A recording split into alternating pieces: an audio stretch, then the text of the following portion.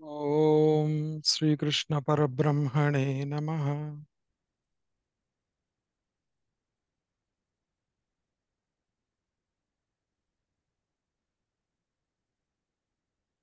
మనము 17వ అధ్యాయము శ్రద్ధాత్రయ విభాగ యోగాన్ని చెప్పుకుంటూ ఉన్నాము.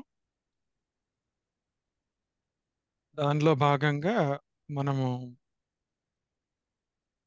కృష్ణుడు అర్జునుడు అడిగినటువంటి ప్రశ్నకి సమాధానంగా ఈ శ్రద్ధాత్రయ విభాగ యోగాన్ని గురించి చెప్పడం జరిగింది. మనం అవంతా లాస్ట్ టైం చెప్పుకున్నాము.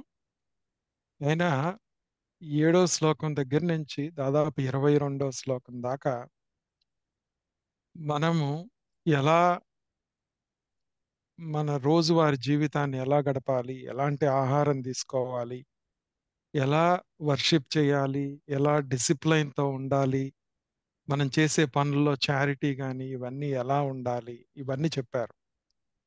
మళ్ళా ఒక్కసారి మనము ఈ అధ్యాయాన్ని ఎందుకు తెలుసుకోవాలి, ఇక్కడ దాకా తీసుకొచ్చి చివరికి తీసుకొచ్చారు కాబట్టి మళ్ళా ఒక్కసారి గుర్తు చేసుకుందాం అది. ఈ అధ్యాయంలో ఈ విషయాలని ఆయన మామూలు దృష్టితో చెప్పట్లేదు. ఇది బాగా మన మనసుకి ఆ, తెలియాల్సిన పాయింట్ అని. ఇక్కడ వచ్చేటప్పటికి ఏంటంటే ఒక అనుభవాన్ని, అనుభూతిని మనకి ఇవ్వాలి. అంటే ఇందాక మనం అనుకున్నట్టుగా అహం బ్రహ్మాస్మి, అహం బ్రహ్మాస్మి, సర్వం కల్విదం బ్రహ్మ అనే మాటల్ని వింటూ ఉన్నాము. వాటిని ప్రాక్టీస్ చేయడానికి ట్రై చేస్తున్నాము. వాటిని అనుభూతి పొందటానికి ట్రై చేస్తున్నాము. ఆ బ్రహ్మ నిష్టలో ఉండాలి అని మనం ట్రై చేస్తున్నాం. దానికి సీక్రెట్స్ అన్ని ఈ అధ్యాయంలో ఉన్నాయి. ఓకే. దాన్ని ఎలా చేయాలి అనేది, ఎలా ప్రాక్టీస్ చేయాలి అనేదే ఈ అధ్యాయం యొక్క మొత్తం ఎస్సెన్స్ అన్నమాట. మనం ఒక్కొక్క మాటని మనం పరిశీలిస్తే, ఒక్కొక్క వర్స్లో, ఒక్కొక్క శ్లోకంలో ఉన్నటువంటి వాక్యాన్ని పరిశీలిస్తూ ఉంటే మనకి చాలా సీక్రెట్స్ దీంట్లో తెలుస్తాయి అన్నమాట. ఓకే. అందుకనే ఈ అధ్యాయం చివరిలో ఆయన ఒక 23వ శ్లోకం నుంచి 28వ శ్లోకం వరకు చివరి వరకు ఓం తత్సత్ అనేటువంటి మాటకి అర్థం చెప్పడం జరిగింది. మనము ఈ ఈ ముందు శ్లోకాల్లో తెలుసుకున్నదంతా కూడాను ఆ ఓం తత్సత్ అనే నిష్ట, బ్రహ్మనిష్ట ఏదైతే ఉందో దాంట్లో నిలబడిపోవటానికి, ఒక అనుభూతిని పొందటానికి ఈ అధ్యాయం ఉన్నది అని చెప్పి మనం జాగ్రత్తగా అర్థం చేసుకుందాం. అర్థం చేసుకొని మనం వెళ్ళాలి. పోయినసారి మనము ఆహారం గురించి చెప్పుకోవటం జరిగింది. ప్రతిదీ అంటే ఇప్పుడు మనం చేసేటప్పుడు పనులు చేసినా ఏం చేసినా కానీ 4 రకాలుగా ఇంపార్టెంట్. ఏంటది? ఒకటి ఆహారము. మనం ఏమి ఇంద్రియాల ద్వారా ఫుడ్ తీసుకుంటాం, కానీ కంటితో చూస్తాము, చెవితో వింటాము, ఇట్లాంటివన్నీ ఏది స్వీకరిస్తున్నా అది ఆహారమే అన్నమాట. అది సత్వగుణ పరంగా ఉండాలి. నువ్వు ఎలా ఉన్నావు? రజోగుణంగా ఇలా ఉంటే రజోగుణంగా ఉన్నట్టు, ఇలా ఉంటే తమో గుణంతో ఉన్నట్టు అని చెప్పి నేర్పిస్తున్నారు. అలానే అది గుడ్ బ్యాడ్ అని కాదు. ఇవి కాంబినేషన్స్ లో నాకు లేదు, నేను సత్వగుణంతోనే ఉంటున్నాను, నేను ఆధ్యాత్మిక మార్గంలో ఉన్నాను అని అనుకోవటానికి వీల్లేదని. కొన్ని విషయాల్లో మనకి తమో గుణం ఉండొచ్చు, కొన్ని విషయాల్లో రజోగుణం ఉండొచ్చు తెలియకుండా. అవన్నీ ఎక్కడి నుంచి వస్తున్నాయి అంటే కారణ శరీరంలో నుంచి అన్నమాట. ఇంకొకటి గుర్తుపెట్టుకోవాల్సింది ఏంటంటే ఇక్కడ నిసర్గదత్త మహారాజు గారు చెప్పింది, నా గురువు నాకు అహం బ్రహ్మాస్మి అనే బోధ చేశాడు. నేను ఆయన్ని నమ్మాను. నమ్మి ఫస్ట్లో నాకు తెలియదు కాబట్టి, నేను ఎక్స్పీరియన్స్ అవ్వలేదు కాబట్టి, నా గురువుని శాస్త్రాన్ని నమ్మి నేను ఆ భావనలో ఉండటానికి ప్రయత్నిస్తూ ఉంటే కొన్ని సంవత్సరాల పాటు నాకు ఆ అనుభూతి కలిగింది అని చెప్పి నిసర్గదత్ మహారాజ్ గారు చెప్తారు. అదే భ్రమర కీటక న్యాయం అని చెప్పేసి మనకు శంకరాచార్యుల వారు కూడా చెప్తారనమాట. ఓకే. ఆ కీటకం కాస్త భ్రమరం అయిపోతుంది. అలానే మనం అనుకుంటూ ఉంటే, మనము అనుకోవటం అంటే ఇక్కడ ఏదో అహం బ్రహ్మాస్మి అనుకోవటం కాదు. ఈ నాలుగింటి ద్వారా, ఆహార యజ్ఞ తప దానాల ద్వారా, ఈ నాలుగింటి ద్వారా ఆ కీటకం భ్రమరం అవుతుంది అనమాట. అంటే మనము ఒక కారణ శరీరంతో సూక్ష్మ శరీరంతో ఉన్న మనం, పోయిన జన్మ వాసనలతో ఉన్న మనము ఇవన్నింటిని దాటి ముందుకు వెళ్తామని. సో ఆ దృష్టితో ఈ అధ్యాయాన్ని మనం నేర్చుకోవాలని, ఆ దృష్టితోనే మనం ఆహారం గురించి చెప్పుకోవటం జరిగింది పోయినసారి. ఆ ఆహారం ఎలా ఉండాలి అంటే మనకి ఆయువునిచ్చేది ఉండాలి, సత్వముతో ఉండాలి, బలం ఇచ్చేది ఉండాలి, ఆరోగ్యాన్ని ఇచ్చేది, సుఖము, ప్రీతి, ఇట్లా మనం కొన్ని చెప్పుకున్నాం. ఏంటి అంటే వాటి గురించిన మనం చేసే ప్రతి పని కూడాను ఆయుహు అంటే అర్థం ఏంటి అంటే గుర్తుపెట్టుకోవాల్సింది, మనము ఆధ్యాత్మిక జీవనంలో ఆయువుని పొందాలి. ఓకే, ఆ అహం బ్రహ్మాస్మి అనే భావనలో మన ఆయుష్ పెరగాలి. ఓకే, ఆ బలం మనకు చేకూరాలి. చేకూరాలి అంటే సత్వంగా ఉండాలి, సత్వకరమైనటువంటి వే చూడాలి, సత్వపరమైనటువంటివే వినాలి, ఇట్లాంటివి వీలైనంత వరకు. అలా అని మనం ఈ ప్రపంచంలో బతుకుతున్నప్పుడు రజోపరమైనగా ప్రవర్తించాలి, ఒక్కొక్కసారి తమో గుణ పరంగా కూడా మనకు అన్ని కనపడతా ఉంటాయి. తప్పించుకోలేం. తప్పించుకోలేనప్పుడు ఏంటి మనకి? ఓకే, అక్కడ టెక్నిక్ ఏంటి అంటే అర్థం ఏంటి అంటే మనము ఇందాక మనం చెప్పుకున్నట్టుగా ఏంటంటే ఒక సముద్రము, మనస్సు అనేది ఏంటి? కదలిక. ఆత్మలో కదలిక వచ్చినప్పుడు మనస్సు అలా అంటున్నాం. ఓకే, కదలిక వచ్చినప్పుడు మనస్సు అంటున్నాం. అట్లానే మనము రజో తమో గుణాలతో మనం ఈ ప్రపంచంలో ఉన్నప్పుడు అందరికీ మనం రజోగుణంలో ఉన్నాము, తమో గుణంలో ఉన్నాము అని అనిపించినప్పుడు కూడాను మహానుభావుల్ని అబ్జర్వ్ చేస్తే వాళ్ళు సముద్రంలో ఒక అలలాగా వెళ్తున్నట్టు ఉంటుంది. కానీ వాళ్ళకి సముద్రమే, నేను సముద్రమే అనే భావన పోదన్నమాట. అలానే మనం కూడా ఏంటంటే అవసరమైనప్పుడు రజోగుణాన్ని చూపించిన, తమో గుణాన్ని చూపించిన అవతల వాళ్ళకి ఆ అలలాగా నేను సముద్రమే, మొత్తం మనస్సు ఉన్నా కానీ మనం ఆ దాంట్లోనే ఉన్నామని చెప్పుకోవాలి. ఇంకొకటి మనం గుర్తుపెట్టుకోవాల్సింది ఏంటంటే ఇక్కడ ఈ సొలిడిఫై చేసుకోవడానికి ఈ థాట్ ప్రాసెస్ని, ఈ ఆలోచన విధానాన్ని మనము గట్టిపరుచుకోవడానికి మాండుక్యోపనిషత్తులో మనము ఒక ఓంకారానికి ఇంకొక ఓంకారానికి మధ్యన ఉన్నటువంటి సైలెన్స్ ఏదైతే ఉందో అది పరమాత్మ అనుకుని చెప్పుకున్నాం. కానీ ఒక థాట్కి ఇంకొక థాట్కి మధ్యలో, ఒక పనికి ఇంకొక పనికి మధ్యలో మనం ఫ్రీజ్ అయిపోతాం. ఓకే, దాన్నే రమణ మహర్షి గారు చెప్పినటువంటి ఒక రకమైన ఎరుక. ఓకే, కానీ అక్కడితో ఆగిపోకుండా ఆ యొక్క భావనకి బ్యాక్గ్రౌండ్ లో ఉన్నటువంటి శక్తి ఏదైతే ఉందో, ఆ ఎరుక అనేది ఎక్కడి నుంచి వస్తుందో, ఆ ఎరుక అనే మాటకి ఆ పరమాత్మ తత్వం అహం బ్రహ్మాస్మి అనేది అక్కడ ఉందన్నమాట. ఓకే, అర్థమైంది కదా? అంటే ఆ ఎరుకని పెంచుకోవటం ఎలా? ఓకే, ఒక ఆలోచన వస్తే ఇప్పుడు మనకి మనస్సుతో మనం ఏం చేస్తున్నాము? గ్రహిస్తాం. ఒకరు చెప్పింది మనకి ఏదన్నా ఒక విషయాన్ని కానీ, అంటే ఇప్పుడు యజ్ఞ దాన తపో వీటన్నింటి ద్వారా మనం చేసే వాటిల్లో మనస్సు ఏం చేస్తుంది? మనసు గ్రహిస్తుంది. వాటిని గ్రహించి దాన్ని ఒక ఇంద్రియాలు అనుభవించి, సో దాని మూలాన ఏమవుతుంది మనకి? ఈ కారణ శరీరంలో కర్మ ఫలితాలు, తర్వాత కర్మకు సంబంధించిన వాసనలు ఏర్పడతా ఉంటాయి. అవే జన్మలకి కారణం అవుతున్నాయి. మనం చేసే పని ఏంటి? న్యూట్రాలిటీకి వచ్చి పాపము పుణ్యము లేకుండా ఆ న్యూట్రాలిటీలోకి వచ్చినప్పుడు మోక్షం అనేటువంటి దాంట్లోకి ఎంటర్ అవుతున్నాం. దాన్నే ఎరుక అంటున్నాం. మనం ఎప్పుడు ఎరుకలో ఉండటము, ఈ పరమాత్మ దృష్టితో ఉండటము, ఎన్ని అలలు వచ్చినా గాని సముద్రంగా నేను సముద్రమే, అహం బ్రహ్మాస్మి అనే భావనలో నిలబడాలి అలలు వచ్చినా గాని. ఓకే, ఆ అలలు వచ్చినప్పుడు ఆ అలలు మనల్ని ఎలా డిస్టర్బ్ చేస్తాయి, వాటి వల్ల మనకు కలిగే ఇబ్బందులు ఏంటి అనేది కూడా ఈ అధ్యాయం నేర్పిస్తుంది అనమాట. ఓకే, సో ఆ ఇంట్రడక్షన్ తో ఇప్పుడు మనము యజ్ఞంకి ప్రవేశిద్దాము. ఆహారం ఎలా అనేది మనం చెప్పుకున్నాము లాస్ట్ టైం. ఈసారి యజ్ఞము, తపస్సు, దానము, వీలైతే ఎన్ని చెప్పుకోగలిగితే ఈరోజు అన్ని చెప్పుకుందాం. ఈ యజ్ఞం వచ్చేటప్పటికి ఏంటంటే, మనం చేసే పనులు ఏదైనా కానీ, మనం కర్మయోగం గురించి చెప్పుకున్నాము. ఆ కర్మయోగంలో మనం చేసే వాటిల్లో ఏమనుకున్నాం మనము? ఒక ఒక ఒక రకమైన టెక్నిక్ చెప్పారు మనకు. ఏంటది? ఈశ్వరార్పణ బుద్ధి, ఈశ్వర ప్రసాద బుద్ధి అనేది నేర్పించారు. దాన్ని కొంచెం రిఫైన్ చేసుకొని మనము, ఓకే, దాన్ని రిఫైన్ చేసుకోవాలి.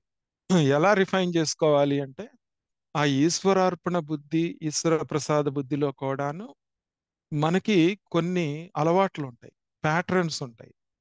ఓకే, మనం చేసే పనిలో ఒక రకంగా చేయటము, ఒకదాన్ని ఇష్టపడటము, అవి కూడా వాసనలు అన్నమాట. అక్కడ కూడాను ఇంకొక నాచ్ పైకి తీసుకెళ్ళాలి దాన్ని, ఈ యజ్ఞాన్ని. ఓకే.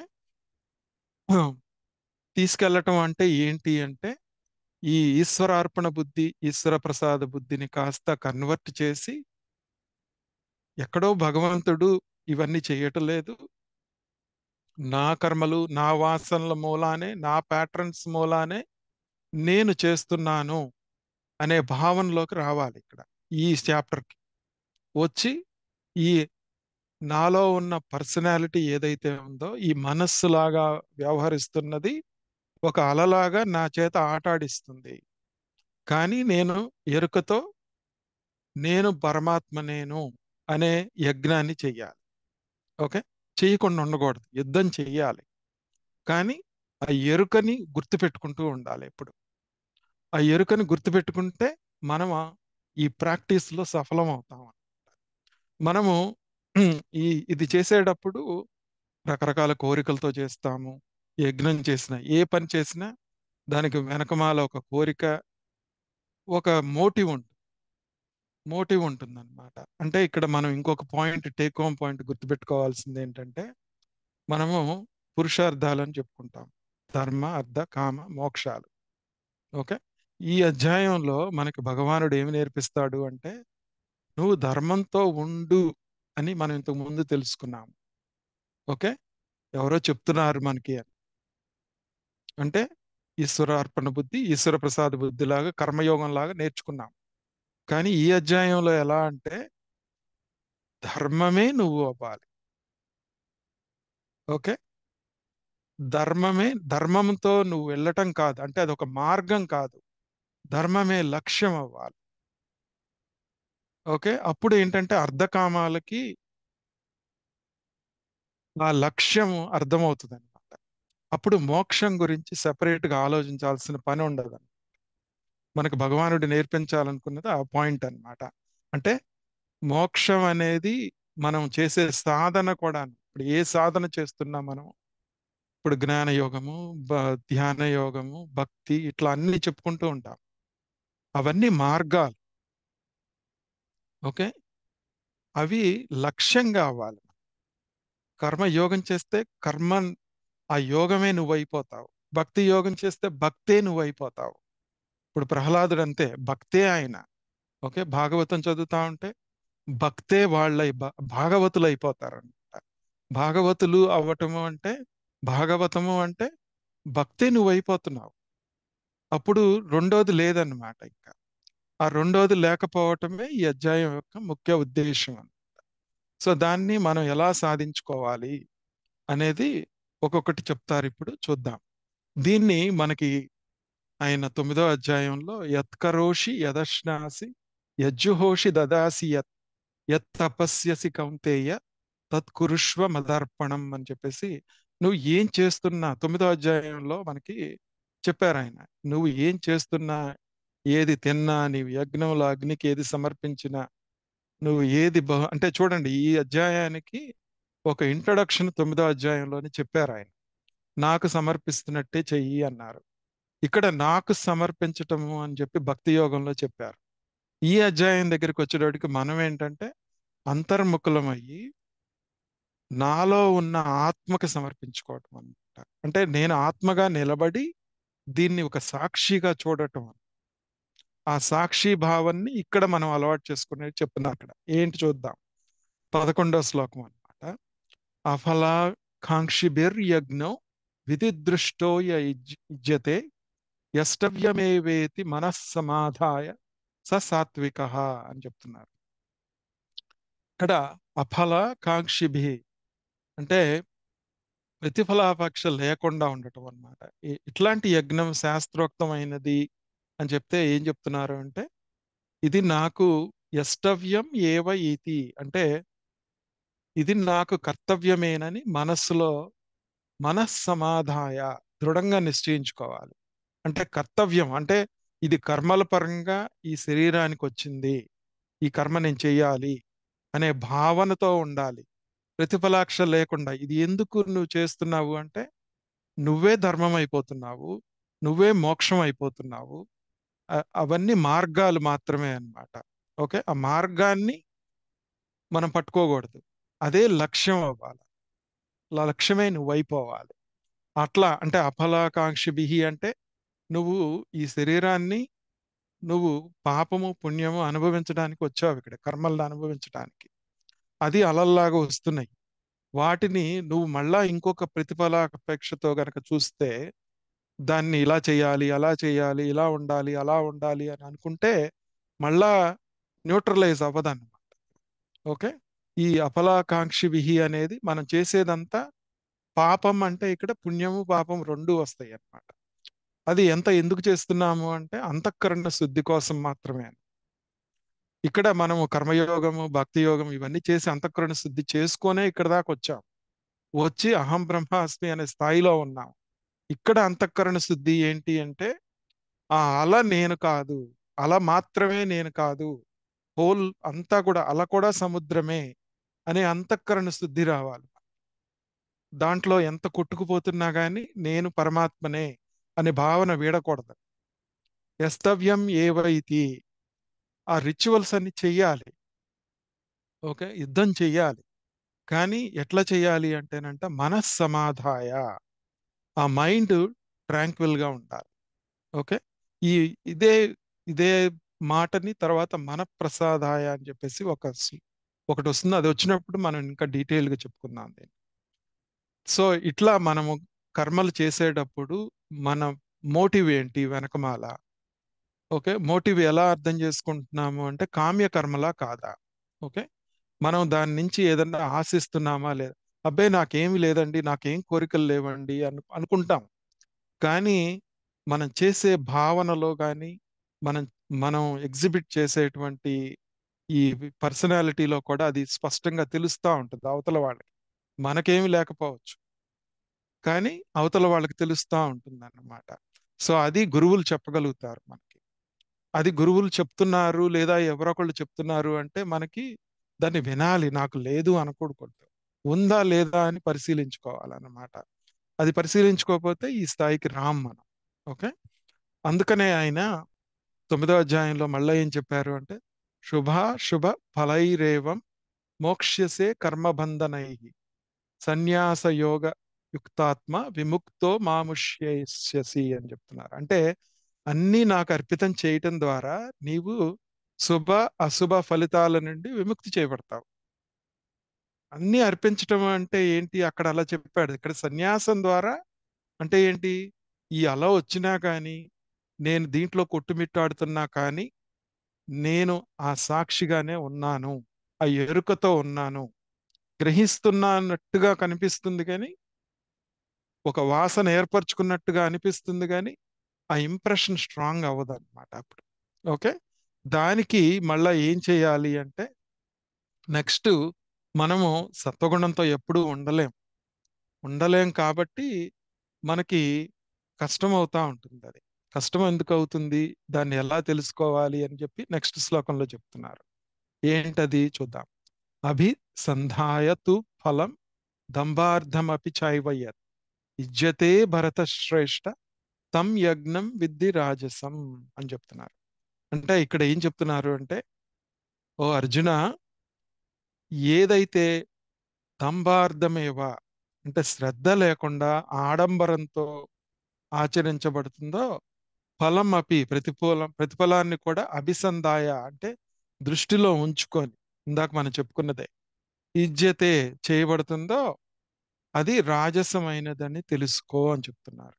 మనం ఇందాక అనుకున్నాం ఫలం అభిసంధాయ అంటే ఇక్కడ మనం ఈ స్థాయికి వచ్చిన తర్వాత గుర్తుపెట్టుకోవాల్సింది ఏంటంటే నేను మనం ఇంతకు ముందు ప్రిమిటివ్ గా ఉన్నప్పుడు ఒక కర్మం చేస్తున్నప్పుడు ఒక కోరిక లేకుండా చేయటం అనే దాని స్థాయి దాటాం. ఓకే, ఎవరి గురించి ఏం ఆశించటం లేదు, ఇవన్నీ చేసుకుంటూ వచ్చాం. కానీ ఒక ఆశ్రమంలోకి అడుగు పెట్టారనుకో సన్యాసం తీసుకొని, లేదా ఒక ఆధ్యాత్మికంగా ఒక గురువుతో ప్రయాణం చేస్తూ, ఓకే, బాగా ఈ మోక్ష కాంక్షతో ఉన్నప్పుడు కూడాను ఆ లెవెల్లో మాట్లాడుకోవాలి ఇక్కడ మనం. ఫలం అభిసంధాయ అంటే ఏంటి అంటే మనము చేసేటప్పుడు ఎలా ఉండాలి అంటేనంట, నాకు ఆత్మ సాక్షాత్కారం కలగాలి, ఓకే, లేదా నేను ఈ జ్ఞానాన్ని ఇంకా నేర్చుకోవాలి, ఇట్లాంటివన్నీ లోతుల్లో వస్తూ ఉంటాయి అన్నమాట. అంటే ఇంకా ఇంకా ఇంకా ఇంకా అని చెప్పేసేసి ఒక్కసారి దైవ దర్శనం అయితే బాగుండు, ఒక్కసారి అమ్మవారి దర్శనం అయితే బాగుండు, ఇలాంటి కోరికలు మన మనసులో నుంచి తన్నుకొని వస్తూ ఉంటాయి అన్నమాట. వాటిని సాక్షిలాగా పరిశీలించడం నేర్చుకోవాలి. అది ఫలం అభిసంధాయ అనేదన్నమాట అక్కడ. అంటే లోతుల్లోకి వెళ్ళి ఆ వాసనల్ని పరిశీలించటం, దాన్ని తీసేయటం కాదనమాట. ఇప్పుడు ధ్యానం అనేటప్పటికి ఇక్కడికి ఏమవుతుందంటే మొట్టమొదట్లో మన మనస్సును నిలబడటానికి ధ్యాన యోగం చేసినప్పుడు ఆటోమేటిక్గా చేస్తుంటే ఆలోచనలు ఆగిపోతాయి. ఓకే, కానీ మనం జీవన విధానంలో ఉన్నప్పుడు నిజమైన ధ్యానం ఏంటి అంటే ఆ రజో తమో గుణాలు మన ముందు తొణికిసలాడుతున్నప్పుడు నిజమైన ధ్యానంలో ఉండాలి అంటే అప్పుడు ఈ సాక్షి భావన, ఎరుక భావాన్ని అలవాటు చేసుకుంటాం అన్నమాట. ఒక ఓంకారానికి ఇంకో ఓంకారానికి మధ్యలో ఉన్నటువంటి సైలెన్స్ కి బ్యాక్గ్రౌండ్ లో ఉన్న శక్తి ఏదైతే ఉందో అది నేను అని దాన్ని గుర్తు చేసుకోవటమే ఫలం అభిసంధాయ అవుతుందన్నమాట. ఓకే, సో అది చేస్తే అప్పుడు ఏమవుతుంది, దంభార్థం. మనం ఇక్కడ ఇది సాధించాలి అది సాధించాలి అని చెప్పేసేసి మనము ఇప్పుడు మన ఎదురుగా ఉన్న వాళ్ళకి ఇది అర్థమయ్యేట్టు చెప్పాలి, వాళ్ళని మార్చాలి, వాళ్ళు కూడా ఇది నేర్చుకుంటే బాగుంటుంది అని చెప్పేసేసి ఆ స్థాయికి వెళ్ళిన తర్వాత కూడా మనకి రాజసం ఉంటుంది. ఆ రాజసాన్ని వద్దంటలేదు, పరిశీలించాలి. ఒక అలగా వస్తూ ఉంటుంది అది, కానీ దాన్ని వెనకమాల ఉన్న ఎరుకతో చూడాలి దాన్ని. ఆ దంభార్థం అనేది అక్కడ ఎస్తవ్యమేతి అంటే డన్ ఫర్ వన్స్ గ్లోరీ అక్కడ. అది మనము అవన్నీ దృష్టిలో ఉంచుకొని ఈ దీన్ని చేస్తూ వెళ్ళాలన్నమాట. అప్పుడు చేస్తే ఏమవుతుంది అంటే మనకి ఈ సాక్షి భావన బాగా అలవాటు అవుతుంది. ఆ డీపర్ లెవెల్స్ లో సాక్షి భావన అర్థమవుతుంది మనకి. ఇది అర్థమైతే మనకి తర్వాత ఇంకా కొన్ని, సరే మనము అబ్బాయి వీళ్ళు చెప్తే వినరు, ఈ రాజసంలో ఉండి మన అందరి కోసం కష్టపడ్డాము, వీళ్ళకి ఉపయోగం లేకుండా పోతుంది అనే భావనలు కూడా మనలో వస్తాయి. ఓకే అని చెప్పి ఒక్కొక్కసారి మనం ఐసోలేట్ అయిపోతాం. ఈ జీవితంలో నుంచి, జీవన విధానంలో నుంచి ఐసోలేట్ అయిపోయి, అబ్బా సైలెన్స్ గా నేను నా పనేదో నేను చేసుకొని, నేను నా సాధన ఏదో నేను చేసుకొని ఉంటే సరిపోతుంది అని చెప్పి మనం ప్రపంచాన్ని అవాయిడ్ చేస్తామన్నమాట. అది వచ్చినప్పుడు ఎలా ఉంటుంది, ఆ తామసం ఎలా ఉంటుంది? మామూలుగా మనము తామస పరంగా ఈ శ్లోకాన్ని, రాబోయే శ్లోకాన్ని చెప్పుకున్నాము. కానీ మనం డీపర్ గా మనలో ఉన్న ఆ క్వాలిటీస్ ని పరిశీలించుకోవాలన్నమాట. ఇదేంటో చూద్దాం. 13వ శ్లోకం. విధిహీనం అసృష్టాన్నం మంత్రహీనం శ్రద్ధా విరహితం యజ్ఞం తామసం పరిచక్షతే అని చెప్తున్నారు. విధిహీనం అంటే శాస్త్ర విధులను పాటింపనిది, అసృష్టాన్నం అన్నదాన రహితమైనది, మంత్రహీనం అంటే మంత్రహీనమైనటువంటిది, అదక్షిణం దక్షిణలు లేనిది, శ్రద్ధా విరహితం శ్రద్ధ లేకుండా చేసేది. అట్లాంటి యజ్ఞాన్ని తామసం అంటే బాహ్యంగా చూస్తే ఇదేదో తామసంగా మంత్రహీనం క్రియాహీనం అని చెప్పేసి మనం చివర్లో చెప్పుకొని భగవంతుడిని క్షమా క్షమాప్రార్థన చేస్తూ ఉంటాం. అంటే ఇక్కడ ఇక్కడ ఈ వీటిని ఆ ఆ- అట్లా అర్థం చేసుకోవచ్చు మనం. ఇక్కడ విధిహీనం అంటే మనకి శాస్త్రం విధించిన కర్మలకు భిన్నంగా ఉంటాయి అన్నమాట కర్మలు. ఓకే, బాహ్యార్థం ఫస్ట్ చెప్పుకొని అంతరార్థాన్ని తర్వాత చెప్పుకుందాం. అసృష్ట అన్నం అంటే మనకి మనము ఇక్కడ అన్నం ఈ విధిహీనమేమో శాస్త్రాన్ని తెలుసుకోకుండా చేయటము, శ్రద్ధావిరహితం అంటే ఫెయిత్ లేకుండా చేయటము, మంత్రహీనం వచ్చేటప్పటికి improper chanting of the mantras. మనం తప్పులు చదువుతా ఉంటాము అని చెప్పేసి మనం మంత్రహీనం క్రియాహీనం అని చెప్పేసి చెప్పుకుంటా ఉంటాం. అదక్షిణం అంటే మనము ఒక ఒక యజ్ఞము ఒకటి ఏదో నిర్వర్తించిన తర్వాత అన్నదానం చేయటము, దానికి సంతర్పణ చేయటం, ఇట్లాంటివన్నీ చేస్తూ ఉంటాం. అది మామూలుగా బాహ్యార్థం. అది చేయకపోతే ఏమవుతుంది? ఓకే, అసృష్టాన్నం అంటే వితౌట్ డిస్ట్రిబ్యూషన్ ఆఫ్ ఫుడ్ అని చెప్పి చెప్తున్నారు.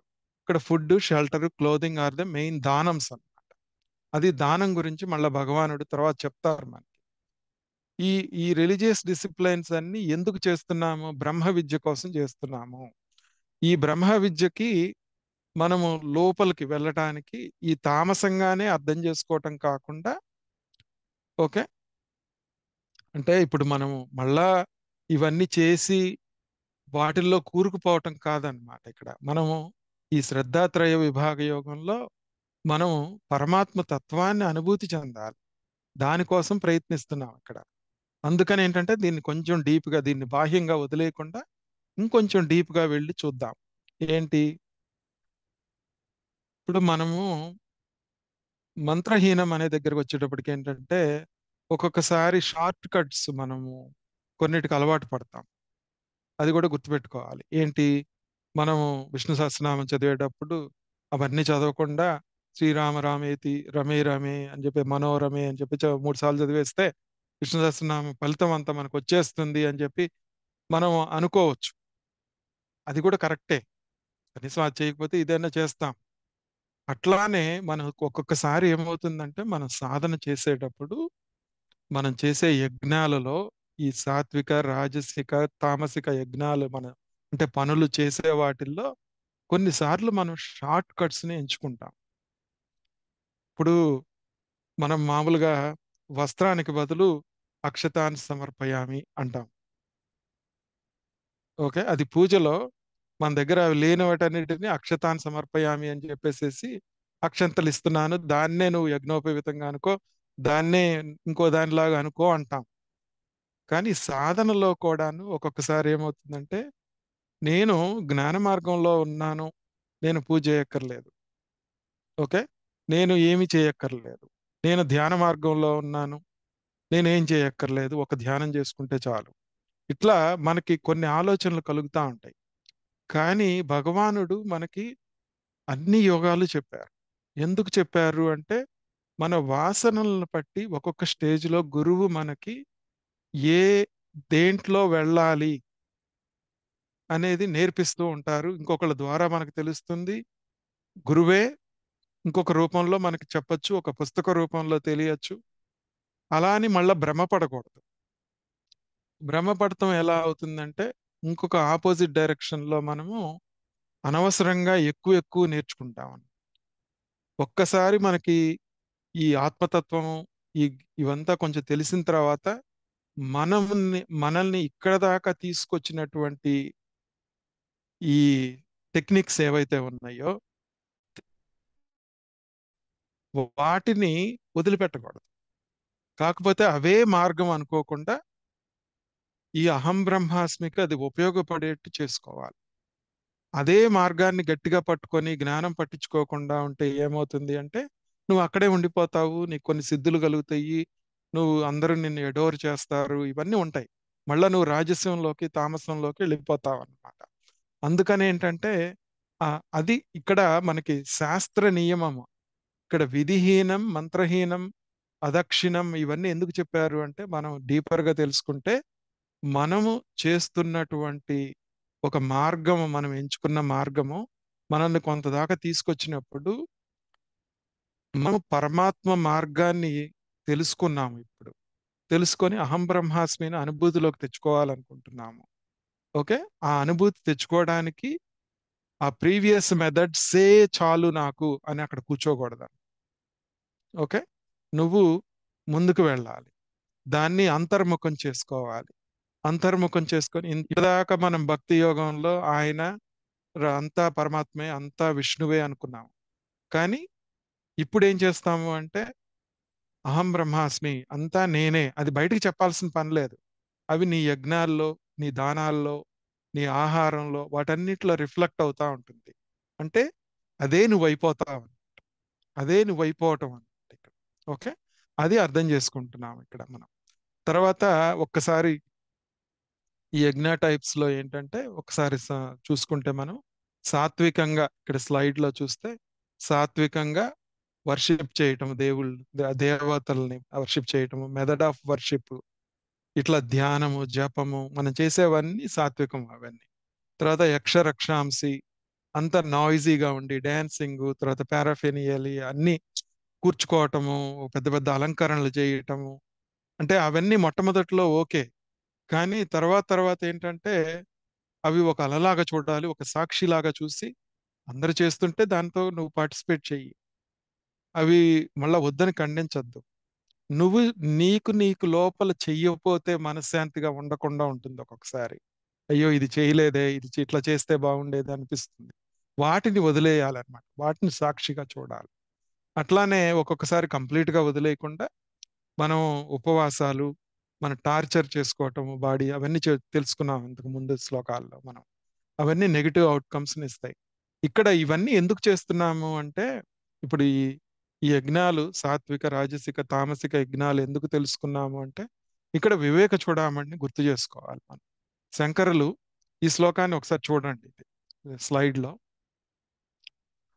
సమాహితాయాం సతి చిత్తవృత్తౌ పరాత్మని బ్రహ్మణి నిర్వికల్పో నిర్వికల్పే న దృశ్యతే కశ్చిదయం వికల్పః ప్రజల్పమాత్రః పరిశిష్యతే యతః అని చెప్పి మనకి వివేక చూడమణిలో శంకరులు చెప్తారు. ఈ అధ్యాయాన్ని మనం సొలిడిఫై చేసుకోవడానికి ఆ వివేక చూడమణిలో ఆయన ఒక నిర్వికల్ప, మనం చేసే యజ్ఞ దాన తప తపస్సులు వీటన్నింటిలో మనము ఒక నిర్వికల్ప సమాధికి వెళ్ళటం. అంటే ఇక్కడ ఏదో కళ్ళు మూసుకొని బాడీ తెలియకుండా, స్పృహ తెలియకుండా వెళ్ళిపోవటం అనేది కాదనమాట. ఇక్కడ పరమాత్మ శంకరాచార్యులు వారు చెప్తుంది.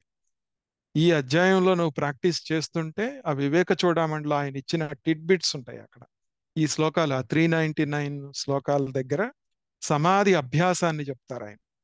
ఆ సమాధి అభ్యాసాన్ని ప్రాక్టీస్ చేయటానికి ఈ 17వ అధ్యాయం బాగా ఉపయోగపడుతుంది అనమాట. అంటే నువ్వు కళ్ళు మూసుకొని ధ్యానంలో నిర్వికల్ప స్థితికి వెళ్ళటం కాదు, నువ్వు ఎరుకతో నువ్వు చూస్తున్న వాటిని గ్రహిస్తున్నట్టు కనపడుతున్నా కానీ అవి నీ వాసనలు అవ్వకుండా ఉండటమే నిజమైన నిర్వికల్ప స్థితి. ఒక సాక్షి భావనతో ఎల్లప్పుడూ ఉండటము. యజ్ఞ దాన తపోస్సు, ఈ ఆహారాదులు ఇవన్నీ చేస్తున్నప్పుడు కూడాను నువ్వు ఒక నిర్వికల్ప స్థితిలో ఉంటావు. అంటే వికల్పాలు లేని స్థితిలో ఉంటావు. వాటిని యాజ్ ఇట్ ఈజ్ గా చూస్తావు సాక్షిగా. అది నిజమైనటువంటిది అనమాట. ఆయన చెప్తున్నారు ఇక్కడే, when the functions of the mind, the thoughts have merged in Paramatma, the Brahman, the absolute, then this phenomenon world is not perceived. ఆ సాక్షిగా చూస్తున్నప్పుడు మనకి ఏమి కనపడదు, అంత బ్లా బ్లా బ్లా, అంటే then all becomes mere talk అని చెప్తారు అనమాట. ఓకే, ప్రజల్ప మాత్ర అని చెప్తారు. ఇక్కడ చిత్తవృత్తిని కంట్రోల్ చేసుకోవటానికి ఆ సమాధి అభ్యాసంలో ఆయన చెప్తారు ఈ టెక్నిక్స్ అన్ని అన్నమాట. ఓకే, ఈ అహం బ్రహ్మాస్మి అనేది ఆ సత్య వృత్తి ప్రధాన అని వరుడు వాడతారు. సత్య వృత్తి ప్రధాన అంటే బ్రహ్మాకార వృత్తిని ఏర్పరచుకుంటున్నాం మనం ఈ రోజువారి జీవనంలో. మనం అహంభావన అనేటువంటి అహంకార వృత్తి ఏదైతే ఉందో దాన్ని వదిలేసి బ్రహ్మాకార వృత్తిని అలవాటు చేసుకుంటున్నాం అన్నమాట. ఇక్కడ మనం గుర్తుపెట్టుకోవాల్సింది ఏంటంటే ఇది ఈ సమాధి నిర్వికల్ప స్థితికి వెళ్ళటానికి ఈ ఇక్కడ మనం యాక్షన్ ఇన్యాక్షన్ రెండూ ఉన్నాయి. పని చేయకుండా ఉన్నప్పుడు నిర్వికల్ప స్థితిలో ఉండాలి, చేస్తున్నప్పుడు నిర్వికల్ప స్థితిలోకి వెళ్ళాలి. అది మనకి 4వ అధ్యాయంలో భగవానుడు చెప్తాడు అనమాట భగవద్గీతలో. ట్రాన్సెండింగ్ యాక్షన్ అండ్ ఇన్యాక్షన్ ఎలా అనేది. ఎందుకు అంటే మనకు తెలుసు ఆత్మ ఏమీ చెయ్యటం లేదు, అది బాగా మనకి ఎక్కించుకున్నాం ఇంతకు ముందు. ఓకే, బాడీ మైండ్ మాత్రమే చేస్తున్నాయి ఇవన్నీ, ఇంద్రియాలు మనస్సు మాత్రమే చేస్తున్నాయి. అవి నువ్వు సాక్షిగా చూస్తున్నావు. ఓకే. ఈ ట్రాన్సెండెన్స్ ఎలా ఉండాలి అనేది ఆయన ఎట్లా ఉండాలి అని చెప్పారు అంటే 4వ అధ్యాయంలో, ఒక పని చేస్తున్నప్పుడు దాంట్లో ఆ పని లేనితనం అంటే సాక్షి భావాన్ని చూడాలి. ఓకే. ఒక క్వైట్ గా ఉన్నప్పుడు దానిలో ఉన్న ఎనర్జీని చూడటము, ఇన్యాక్షన్ లో యాక్షన్ చూడటం అన్నమాట. అంటే ఒక ఓంకారానికి ఇంకో ఓంకారానికి మధ్యలో ఉండే సైలెన్స్ ని నువ్వు అబ్జర్వ్ చేసి దాంట్లో నిలకడగా ఉంటే దాని వెనకమాల యాక్షన్ ఉంది. అదేంటి? ఆ బ్రహ్మాకార వృత్తి అని. అంటే ఆ వెనక ఉన్న ఎనర్జీ ఏదైతే ఉందో, యూనివర్సల్ ఎనర్జీ, అది ఇన్యాక్షన్ లో యాక్షన్ అన్నమాట. అకర్మలో కర్మ అన్నమాట అది. ఓకే. అంటే బ్రహ్మాకార వృత్తి అన్నమాట. అది మనకు 4వ అధ్యాయంలో చెప్పారు, కానీ ఇది ఇక్కడ బాగా అర్థమవుతుంది. అది అక్కడ మనం ఒక్కసారి గుర్తు చేసుకుందాం ఈ యజ్ఞాల గురించి. పైన 4వ అధ్యాయంలో మనకి దాదాపు 12 యజ్ఞాలు చెప్పారు. మనకు తెలిసినవే ఇవన్నీ, ఇంతకుముందు చెప్పుకున్న దైవ యజ్ఞము అంటే, దైవము అంటే ఇక్కడ మనం చేసే ప్రతి పని దేవతలకి, దేవతల కోసం చేస్తున్నామా అని అనుకుంటాం. కానీ ఈ అధ్యాయంలో ఎలా గుర్తు చేసుకోవాలి అంటే, ఈ 4వ అధ్యాయాన్ని ఇంద్రియాలే దేవతలు అంటే ప్రతిదీ నాకు అన్వయించుకోవాలి, నా బాడీలోకి అంతర్ముఖంగా అన్వయించుకోవాలి. ఓకే. ఇప్పుడు మనస్సు ఇంద్రుడు. ఓకే. అట్లా ఒక్కొక్కటి, కళ్ళు సూర్యుడు. ఇట్లా ప్రతి చేసే పని ఇంద్రియాది దిక్పాలకులందరూ నా శరీరంలోనే ఉన్నారు. నేను చేసే ప్రతి యాక్షన్ ఆ దిక్పాలకుల వల్ల జరుగుతుంది అనే సాక్షి భావన వస్తే అది దైవీ యజ్ఞం ఈ అధ్యాయంలో. అట్లానే బ్రహ్మయజ్ఞం అంటే అహం బ్రహ్మాస్మి, దానికి సంబంధించినటువంటి మనం ఏదైతే ఈ ఈ బ్రహ్మతత్వానికి వెళ్ళటానికి ఏదైతే సాధనలు చేస్తున్నామో అవన్నీ వాడుకున్నవన్నీ గుర్తు చేసుకోవటం. ఇంద్రియ నిగ్రహము, ఇక్కడ ఇక్కడ ఇంద్రియ నిగ్రహాల్లో వచ్చేటప్పటికి శమము దమము, ఇంద్రియాలని మనస్సుని కంట్రోల్ చేసుకోవటము. విషయజ్ఞం అంటాడు. అంటే ఏది మనకు కళ్ళ ముందు జరుగుతున్నా, ఒక్కొక్కసారి బ్యాడ్ జరుగుతూ ఉంటాయి, కొంతమందికి అన్యాయాలు జరుగుతూ ఉంటాయి. అవన్నీ జరిగినప్పుడు కూడా అన్ని విషయాలే, అవి కూడా సాక్షిగా చూడటం అలవాటు చేసుకోవాలి. దాంట్లో మన రోల్ ఎంత ఉంది, నువ్వు రోల్ లేకుండా దాని మీద కామెంట్ చేయాల్సిన అవసరం లేదు, దాంట్లో ఇన్వాల్వ్ అవ్వాల్సిన అవసరం లేదు. అది ఈ అధ్యాయంలో ఆ స్థాయి అన్నమాట. అది విషయ యజ్ఞం అన్నమాట. దాన్ని ఎవరన్నా నీ అభిప్రాయం అడిగినప్పుడు కూడాను దాన్ని ఎంతవరకు మాట్లాడాలో అంతవరకు మాట్లాడి, అది కూడా సాక్షి భావనతో ఉండాలి. అట్లానే ఆత్మ సంయమనం అంటే ఇక్కడ మనం మనోనాశం అని మనోలయం అని పదాలు వాడుతూ ఉంటాం. మనకి ఉపదేశ సారంలో భగవానుడు, రమణ భగవానుడు చివరి శ్లోకాల్లో ఆయన ఏం చెప్పారు? నిజంగా మనస్సు అనేది లేదు అసలుకి. నువ్వు మనోనాశనం చేస్తావా, మనోలయం చేస్తావా, ఎట్లా చేస్తావా అసలుకి? మనస్సు అనేది లేనప్పుడు, ఆత్మలో కదలిక అయినప్పుడు అది నువ్వు దాన్ని ఎలా తీసేస్తావు? దాన్ని ఒక అలలాగా చూడు, ఒక సాక్షిలాగా చూడు అని అర్థమవుతుంది అనమాట. ఆ నిజమైన ఆత్మ సంయమనం అంటే ఏంటంటే, ముందేమో మనసుని కంట్రోల్ చేసుకోవటము, దానికి సంబంధించిన ఆ ఆత్మని మనస్సుని కంట్రోల్ చేసుకోవడానికి కావాల్సిన ధ్యానాన్ని, ధ్యాన యోగాన్ని అవలంబించడం అనేది ఆత్మ సంయమనం మనం ముందు చెప్పుకున్నది. ఇక్కడ వచ్చేటప్పటికి ఎలా చూడాలి అంటే, మనోనాశము మనోలయం అనేది నిజంగా లేవు, ఇది ఆత్మలో కదలిక మాత్రమేను అని అర్థం చేసుకోవటమే ఆత్మ సంయమనం అన్నమాట ఇక్కడ. అది యజ్ఞం అన్నమాట ఇక్కడ. అట్లానే ద్రవ్య యజ్ఞం, చారిటీ గురించి మనకి, దానాల గురించి తర్వాత చెప్తారు ఆయన. అట్లానే తర్వాత ఈ అష్టాంగ యోగం ప్రాక్టీస్ చేసేటప్పుడు కూడాను నువ్వు ఆ శరీరంలో వచ్చే మార్పులు కానీ, ఆ, వాళ్ళందరూ సాధిస్తున్నవన్నీ చూసి మనం ఫ్యాసినేట్ అవుతా ఉంటాం. ఆ ఫ్యాసినేషన్ కూడాను ఒక సాక్షి భావనతో చూస్తూ మనము నేనే ఇందాక ధర్మం నేనే అని చెప్పి ఎలా అనుకున్నామో, ధర్మమే నేనైపోతానన్నట్టుగా అవన్నీ స్వాధ్యాయ యజ్ఞం అంటే స్క్రిప్చర్ చదివేటప్పుడు కూడాను అహం బ్రహ్మాస్మి అనేది గుర్తుపెట్టుకోవాలి. ఆ నాలెడ్జ్ మనల్ని, ఈ జ్ఞాన వాసన, శాస్త్ర వాసన అనేది ఒకటి ఉంది. ఆ శాస్త్ర వాసన మళ్ళా మనల్ని ఇంకొక డైరెక్షన్ లో తీసుకెళ్ళి ఆ శాస్త్రాన్ని 10 మందికి చెప్పాలనిపిస్తూ ఉంటుంది, అందరికి బోధించాలనిపిస్తూ ఉంటుంది. అది మహానుభావులు ఏంటంటే అది అవసరమైనప్పుడు వాళ్ళు దాన్ని కూడా సాక్షిగా చూస్తూ చేస్తారన్నమాట. తర్వాత ప్రాణాయామ యజ్ఞము అంటారు. అంటే ఇక్కడ ప్రాణాయామము అంటే మామూలుగా బ్రీదింగ్ చేయటము ఇవన్నీ అన్నమాట. ఇక్కడ వచ్చేటప్పటికి ఏంటంటే నీలో ఉన్నటువంటి అంతర్శక్తి అంతా ఏదైతే ఉందో దాన్ని కేంద్రీకృతం చేసుకుంటూ, ఎలా కేంద్రీకృతం చేయాలి? నువ్వు సత్వగుణంతో ఉంటూ సత్వగుణపరమైనటువంటి యజ్ఞాలు, సత్వగుణపరమైనటువంటివి చేస్తూ వాటిని ఒక కాన్సన్ట్రేటెడ్ ఫామ్ లోకి తెచ్చుకొని ఎనర్జీని కన్జర్వ్ చేసుకోవాలి. ఎనర్జీని కన్జర్వ్ చేసుకోవాలంటే ఇష్టం వచ్చినట్టు మాట్లాడకూడదు. అంటే మనం ఎక్కడైతే ఖర్చు అవుతుందో అనవసరమైన మాటలు మాట్లాడటము, అనవసరమైనవి చూడటము, అనవసరమైనవి వింటము, ఇట్లాంటివన్నీ ఆ ఆ శక్తికి సంబంధించినవి, ప్రాణానికి సంబంధించినవి. అవన్నీ జాగ్రత్తగా. అట్లానే ఆహార నియమాల గురించి మనకు భగవానుడు చెప్పాడు ఇంతకు ముందు. అంటే ఈ ఇంద్రియాలతో ఏది చూస్తున్నావు, ఏది తింటున్నావు, అట్లా అన్నీ కూడాను పెట్టుకోవాలన్నమాట. సో ఇదంతా మనకి యజ్ఞాల గురించి చెప్తున్నారు. ఆ 4వ అధ్యాయాన్ని అప్పుడు మనం ఒక రకంగా చెప్పుకున్నాము. ఇప్పుడు దీన్ని ఈ 17వ అధ్యాయానికి అన్వయించుకొని ఈ నిర్వికల్ప స్థితి అనేది ఎలా ఉంటుంది దానిక సంపద మనం తెచ్చుకున్నాం. ఇప్పుడు నెక్స్ట్ టాపిక్ మనం ఆయన తపస్సు గురించి చెప్తున్నారు. ఓకే, దాన్ని మనం ఎంతవరకు చెప్పుకోగలమో చూద్దాం ఈరోజు. ఇక్కడ మనకి ఒక 3 యాంగిల్స్ ఉంటాయి అన్నమాట. ఏంటి, మనకు మామూలుగా ఆయన సత్వ రజ తమో గుణాలని చెప్తున్నారు. కానీ ఇక్కడ ఇంకొక 3 చెప్పటం జరిగింది. ఏంటి?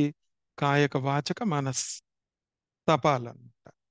ఈ కాయ అంటే శరీరంతో చేసేది, మాటలతో వాక్కుతో చేసేది, మనసుతో చేసేది. ఇవన్నీ కూడాను మనకి మనకి భగవానుడు రమణ భగవానులు మనకి అది కూడా చెప్పారు ఉపదేశ సారంలో. ఏది దేనికంటే గొప్పది అని చెప్పేసి చేస్తున్నప్పుడు అవి చెప్పారు. అట్లానే ఇక్కడ కూడా ఏంటంటే మనం దీన్ని ఈ 14 నుంచి 19 దాకా దాదాపు ఆయన ఈ కాయక వాచక ఇవన్నీ ఈ తపస్సు గురించి చెప్తారనమాట. చూద్దాం ఏంటో. మనము తపస్సు అంటే ఏంటి అంటే మనం చేసేటప్పుడు ఎందుకు చేస్తాము ఈ తపస్సు అనేది? కాయికంగా కానీ, వాచకంగా కానీ, మానసికంగా కానీ అంటే మనం గుర్తుపెట్టుకోవాల్సింది ఏంటంటే ఏదో పొందటానికి చేయట్లా మనం. ఇవన్నీ వదిలించుకోవటానికి చేయాలి. ఓకే, అంటే సన్యాసము అన్నమాట. మనం ఏమనుకుంటామంటే దీన్ని పొందుతున్నాము అనుకుంటాం, మోక్షాన్ని పొందుతున్నాము, లేదా కొన్ని ధ్యానం చేయటం మూలాన నా కాన్సన్ట్రేషన్ కుదురుతుంది, లేదా నేను భక్తితో ఉండటం మూలాన భగవద్ దర్శనం అవుతుంది. ఇట్లాంటి ఆలోచనలన్నీ మనల్ని పక్కదోవలకు తీసుకెళ్తూ ఉంటాయి అన్నమాట. ఇక్కడ గుర్తుపెట్టుకోవాల్సింది ఏంటంటే త్యజించటం అంటే అదే, త్యజించటం అనేది గుర్తుపెట్టుకొని దీంట్లో ప్రవేశించాలి మనం. ఎట్లా అంటే ఏంటంటే మనం చేసేటప్పుడు మనం ఇవన్నీ చేస్తుంటే ఏమవుతుంది అంటే ఈ శరీరాన్ని మనము కొంచెం ఇబ్బంది పెట్టినట్టు ఉంటుంది. ఎందుకు అంటే శరీర పీడనం జరిగినట్టు ఉంటుంది. కొన్ని జరుగుతుంది అంటే ఇక్కడ అర్థం ఏంటి అంటే మన మనస్సు, మన ఇంద్రియాలు ఒక రకమైన కంఫర్ట్ లెవెల్కి అలవాటు పడిపోయింది, ఒక రకమైన ప్యాటర్న్కి అలవాటు పడిపోయింది. ఓకే, ఆ అలవాట్లన్నీ వదిలించుకోవాలి. వదిలించుకోవటం ఎందుకు అంటే అది లేకపోతే నేను బతకలేను, అది లేకపోతే నేను ఉండలేను అనే వాసనలు మనలో డీప్గా ఉంటాయి. అవి మన ఆటోమేటిజమ్స్ లాగా మనకి సెకండ్ నేచర్ అయిపోతాయి అన్నమాట. అవి కరుడుగట్టు ఉంటాయి. ఇప్పుడు మనం ఒక మనం బాగా తిరగమాతలు వేసేటువంటి ఒక యుటెన్సిల్స్ ఏదన్నా తీసుకుంటే వాటికి కరుడు గట్టు ఉంటాయి బాగా. ఆ కరుడుని మనం సోపెట్టి రుద్దినా కానీ పోదు. దాన్ని ఒక పీచు లాగా గట్టిగా ఉండేదాన్ని తీసుకొని తోమితే కొంచెం కొంచెం పోతా ఉంటుంది.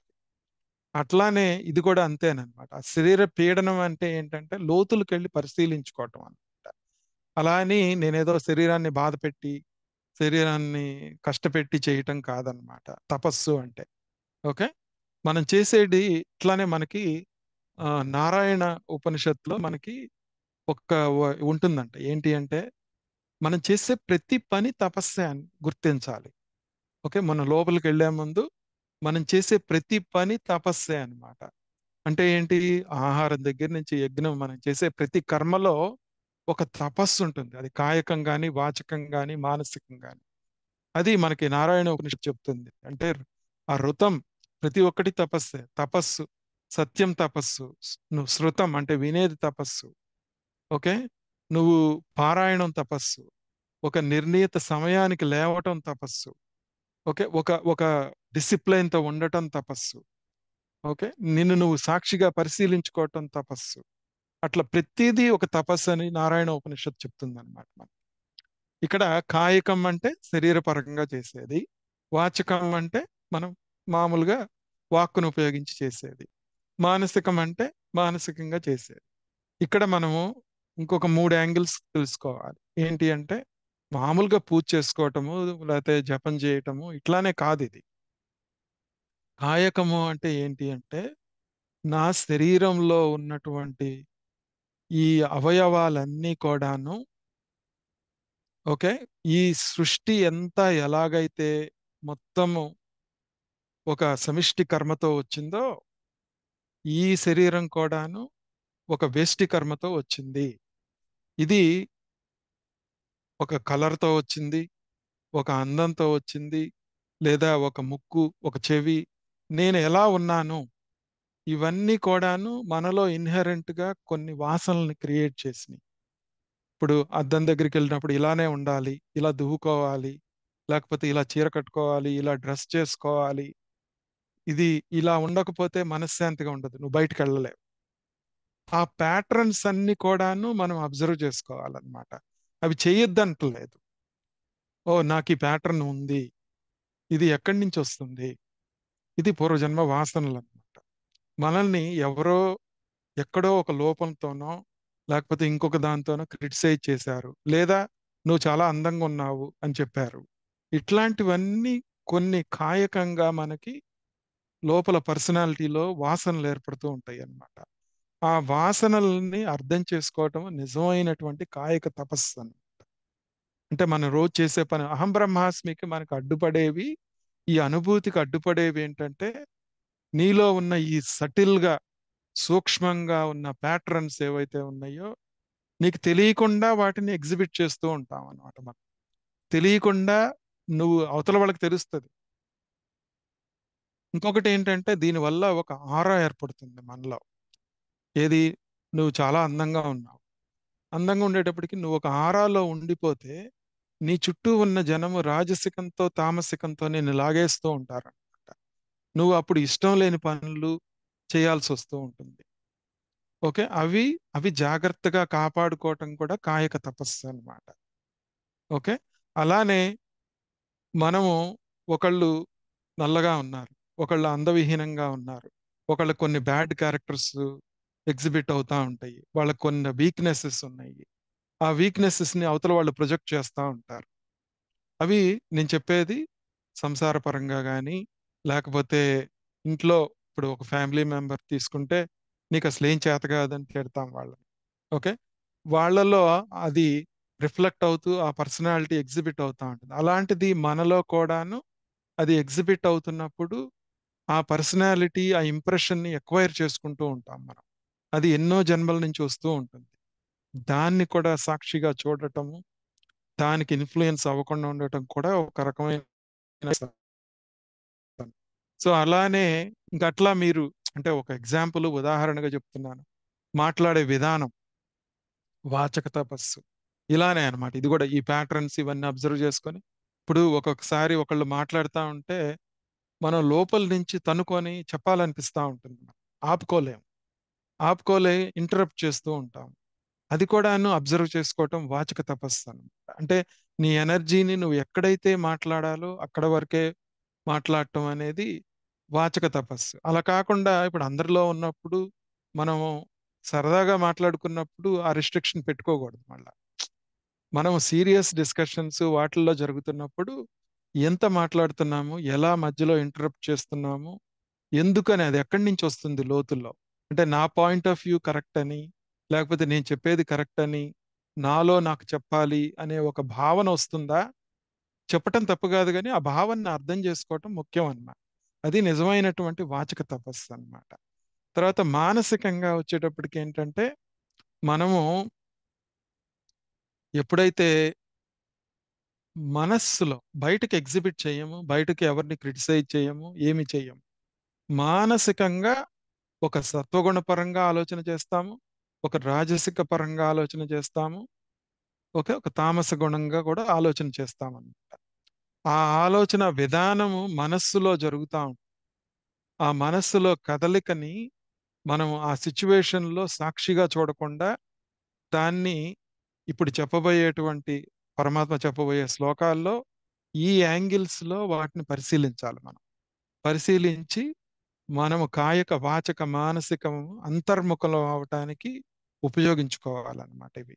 చూడటానికేమో ఈ శ్లోకాలు చాలా బాహ్యంగా, చాలా సూపర్ఫిషియల్ మీనింగ్ తో ఉంటాయి. కానీ ఈ మూడు యాంగిల్స్ లో మనం అప్లై చేసుకుంటూ వెళ్తే అప్పుడు మనం అహం బ్రహ్మాస్మి అనే భావాన్ని అనుభూతిలోకి తెచ్చుకోగలుగుతాం. అంటే ఆ నిర్వికల్ప స్థితిలోకి ఉండగలుగుతాం. సో అప్పుడు దాన్ని ఇప్పుడు చూద్దాం. ఇంకో శ్లోకం ఇప్పుడు దీన్ని ఏం చెప్తున్నారో చూద్దాం. 14వ శ్లోకం చూస్తే దేవ ద్విజ గురు ప్రాజ్ఞ పూజనం శౌచమార్జవం బ్రహ్మచర్య మహింసాచ శారీరం తప ఉచ్యతే అని చెప్తున్నారు. ఇక్కడ దేవ ద్విజ గురు, దేవతలను, బ్రాహ్మణులను, గురుజనులను, జ్ఞానులను పూజించటము. ఓకే అని చెప్తున్నారు. ఇదేంటంట? శౌచం మళ్ళా ఆర్జవం కూడా పవిత్రత, మనస్సు, వాక్కు. ఆర్జవం అంటే ఇక్కడ ఏంటంటే మనస్సు, వాక్కు, శరీరము ఇవన్నీ ఒక ఒక తాటిపై ఉండాలి. ఆర్జవం అంటే మనం చెప్పుకున్నాం ఇంతకు ముందు. ఓకే, త్రికరణ శుద్ధి అంటాం. ఆ త్రికరణ శుద్ధి ఇదన్నమాట. అట్లా బ్రహ్మచర్య వ్రతం, బ్రహ్మచర్య వ్రతాన్ని పాటించటము, అహింస, శారీరం తపః, ఇది శారీరకమైన తపస్సు అని చెప్పబడుతుంది అని చెప్తున్నారు. అంటే దేవతలని, ద్విజులని ఇక్కడ ఇక్కడ మనం కొంచెం డీపర్ గా చెప్పుకుందాం. ఈ పూజనం అనేది మనకి ఏంటి? మనం చూసుకుంటే ఏంటంటే ఇష్టదేవతలకు పూజ చేస్తాము. ఓకే, ఇష్టదేవతలకు చేసుకుంటూ ఉంటాము. కానీ ఆ ఇష్టదేవత ఆరాధన కూడాను మనం అంతర్ముఖం చేసుకోవాలన్నమాట. ఆ కాయక వాచక మానసిక చేసేటువంటివన్నీ కూడాను ఒక లక్ష్యం ఏంటి? ఆ పూజ ఇందాక ధర్మమే నువ్వు అయినట్టుగా ఆ పూజ నువ్వైపోతావు. అంటే ఏంటి? అన్నీ నువ్వే. ఇంకా అది జరుగుతున్నదంతా నువ్వే అన్నమాట. అట్లా ఇప్పుడు ఒక మనము దాన్ని ఈజీ వే ఏంటంటే ఒక శివాలయంకి వెళ్ళాము, అభిషేకం జరుగుతా ఉంది. అభిషేకం జరుగుతున్నప్పుడు మనం ఎలా భావించాలి అంటే నువ్వే, నీకే అభిషేకం జరుగుతుంది.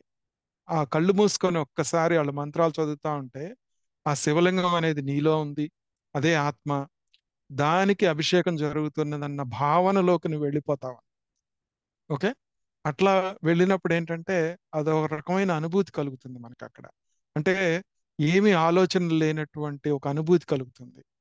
అలా కలుగుతూ అట్లా నువ్వు ఎవరికి సంబంధించి వాళ్ళు ఏ ప్రక్రియ వాళ్ళకి ఈజీగా ఉంటుందో దాన్ని అన్వయించుకుంటూ మనము కొంతమంది కొన్ని ఈజీగా ఉంటాయి అన్నమాట. అట్లా మనము ఈ దేవ ద్విజ గురు ప్రాజ్ఞ అనే వాళ్ళందరినీ గౌరవించటం అంటే అక్కడ అర్థం ఏంటంటే నీలోనే దేవతలు ఉన్నారు. నువ్వు ద్విజ అంటే సెకండ్ బాండ్ అని అర్థం. అంటే ఏంటి? ఎవరైతే జ్ఞానం తెలుసుకొని మళ్ళా బార్న్ అగైన్ క్రిస్టియన్స్ అంటారు. బైబిల్లో మనకి చూసుకుంటే బార్న్ అగైన్ క్రిస్టియన్ అంటే ఎవరైతే బ్యాప్టిజం తీసుకొని మళ్ళా భగవంతుడిని నమ్మి ఆ దారిలో వెళ్తున్నారో వాడిని బార్న్ అగైన్ క్రిస్టియన్ అంటారు. అలానే మనము ఈ జ్ఞానాన్ని తెలుసుకొని అహం బ్రహ్మాస్మి అనే దారంలోకి వస్తే వాళ్ళని నిజమైన ద్విజులు అంటారు. మామూలుగా అయితే ఏంటంటే ఒక ఒడుగు చేసుకొని వాళ్ళ గాయత్రి మంత్రం చేసి ఆ జంజము అవన్నీ వేసినప్పుడు యజ్ఞోపవీతం వేస్తే అప్పుడు ద్విజుడు అంటారు మామూలుగా. అంటే ఏంటి? ఒక గాయత్రి మంత్రానికి అర్హత తెచ్చుకొని చేస్తున్నారు అని అర్థం అన్నమాట. కానీ మన దగ్గరికి వచ్చేటికి ఏంటంటే ద్విజులు అంటే ఏంటంటే అహం బ్రహ్మాస్మి అనే నాలెడ్జితో మనకి ఎవరైతే బోధ చేస్తున్నారో, ఎవరైతే మన చుట్టూ ఉన్నారో వాళ్ళతో, వాళ్ళని గౌరవించటం అంటే ఏంటంటే వాళ్ళతో సత్సంగంలో ఉండటం అన్నమాట. గౌరవించటం అంటే ఇక్కడ సో అట్లా మనం ఈ దేవద్విజు గురు ప్రాజ్ఞ అనేది అర్థం చేసుకోవాలన్నమాట. ఓకే. ఇక్కడ శౌచం, శారీరక శుభ్రత మనం చెప్పుకున్నదే ఇంతకు ముందు. ఓకే. ఆ, ఆర్జవం అంటే ఈ మనస్సు, వాక్కు, తర్వాత శారీరకంగా అన్నింటినీ ఒక దారిలోకి తెచ్చుకోవాలి.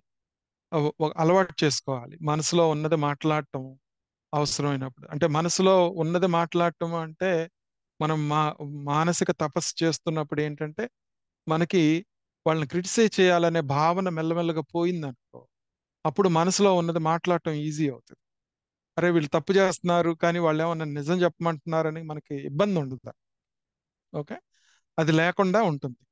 ఇక్కడ మనం గుర్తుపెట్టుకోవాల్సింది ఏంటంటే ఆధ్యాత్మికత అంటే మనము ఏదో గొప్ప పనులు చేసి ఏదో గొప్ప సాధనలు చేసి సాధించేది కాదనమాట.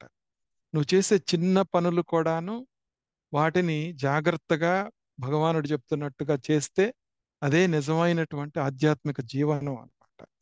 ఓకే. ఎందుకంటే ఏది సాధించినా, ఎన్ని సిద్ధులు సాధించినా, ఎన్ని దర్శనాలైనా చివరికి ఏంటి, నిజంగా అవన్నీ మనసుతో ఎక్స్పీరియన్స్ అయ్యేవి. మనస్సు అనేది బంధానికి మోక్షానికి కారణం అని చెప్పేది ఎందుకు అంటే అది చివరికి నిజంగా లేదు. నువ్వు మనోలయం చేయట్లేదు, నాశనం చేయట్లేదు. నువ్వు బ్రహ్మగా మిగిలిపోతున్నావు అన్నమాట. అది అర్థం అవటానికే బ్రహ్మచర్యం అంటారు. ఈ అధ్యాయం ఇక్కడ బ్రహ్మచర్యం, అహింస అని చెప్తారు. బ్రహ్మచర్యం అంటే నిజంగా ఏంటంటే ఆ బ్రహ్మీ స్థితిలో చరించటమే బ్రహ్మచర్యం అని నిజంగా. ఇలా చేస్తే అప్పుడు మనం ఈ అహింస అంటాం. అహింస అంటే ఏంటి అంటే మనము మానసిక, వాచక, కాయక స్థితుల్లో మనం చేయాల్సిందన్నమాట. ఇక్కడ అహింస అంటే ఏంటి అంటే ఈ ఈ శరీరాన్ని కష్టపెట్టుకోవటము, మనం ఇవన్నీ ఇంతకుముందు చాలాసార్లు చెప్పుకున్నాం అహింస గురించి. అవన్నీ మనం జాగ్రత్తగా పరిశీలించుకొని వాటిని ప్రాక్టీస్ చేస్తూ ఉంటే ఆ బ్రహ్మచర్య స్థితిలో ఉండగలుగుతాం అన్నమాట.